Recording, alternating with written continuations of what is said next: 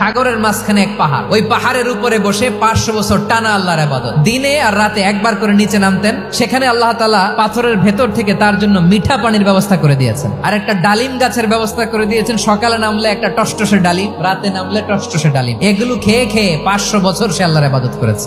আল্লাহর দরবারে কিয়ামতের কঠিন ময়দানে যখন লোকটা হাজির হয়ে যাবে, আল্লাহ বলবেন 500 বছর ইবাদত করছে তো আমার দয়ায় আমার বান্দারে জান্নাত দাও। এই বান্দা বলে বালবি আমালি, আল্লাহ তোমার দয়া লাগবে কেন, আমি আমার আমল দিয়ে জান্নাতে যেতে চাই। আল্লাহ বলবেন তাই, ঠিক আছে, তোমার 500 বছরের ইবাদত এক পাল্লায় রাখো। আর আল্লাহ বললেন আমি যে দয়া করে সৌন্দর্য দেখার জন্য তোমার 2টা চোখ দিয়েছিলাম, 2টা নয়, একটা চোখ আরেক পাল্লায় রাখো। রাখা হবে, দেখা যাবে ওই 500 বছরের ইবাদত হালকা হয়েছে, আর মুহূর্তের মধ্যে আল্লাহর দেয়া একটা চোখের নেয়ামত ভারী হয়ে গিয়েছে।